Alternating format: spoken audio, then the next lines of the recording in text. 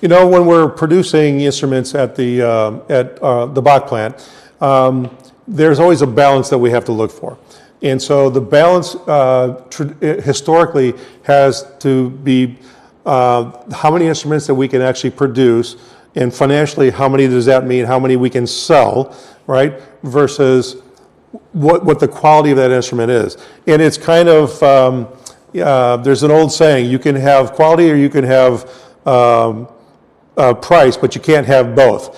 Well, what we're trying to do is to have both.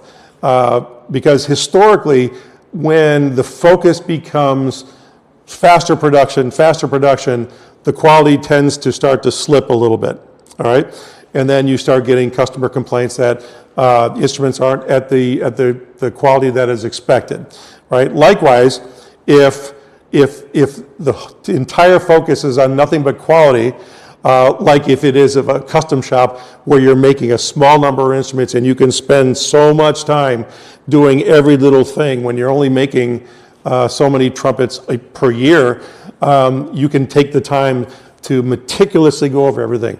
You have to remember that a Bach Stradivarius instrument is part of a mass-produced instrument in Elkhart, Indiana. So we try to do our best in balancing both the financial side of it and the quality side of it. And frankly, today, I think we're doing a better job of that than we have in the past.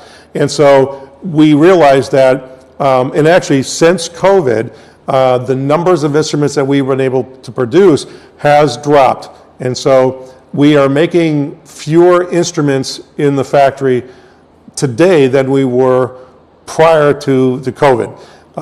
If we go back into 2020 or 2018, 2017, the numbers were much higher. All right. So one of the reasons that we have lowered the production numbers is we have a lot of new people that we're doing a lot of training. Part of that training has to come in the form of making sure every process is really documented. This is where we as a company did not do a great job historically.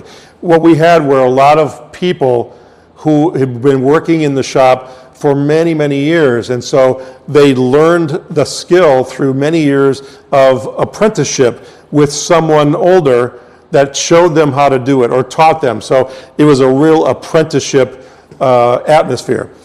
That is really no longer the case. You have to be able to take people, younger people now, in, because a lot of these older craftspeople have retired, for example.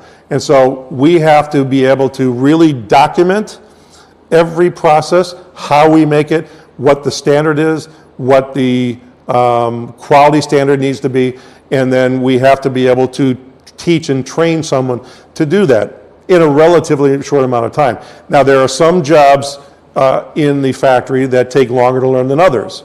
And so some things you can pick up really quickly. Some things, like bell spinning, for example, that takes months and even years to really hone your skills at doing that.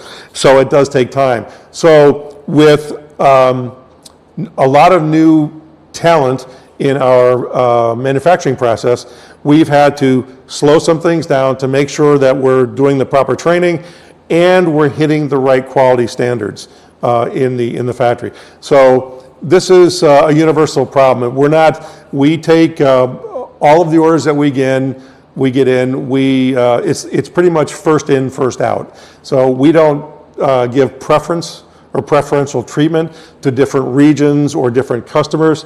We take orders in and we fill them in the order that we receive them. So this is something that we are working with a fairly heavy back order of professional instruments. And so everything that we make goes right out the door and is sold, which is a good thing a good problem to have for manufacturing, but it's a frustrating problem to have for customers who are waiting for different products in the field. So our goal is to make sure we're hitting we have standards that we have set for production on a daily basis, on a weekly and a monthly basis that we are trying to hit, but they have to be at the quality standards that we have determined to be able to go out the door to our customers.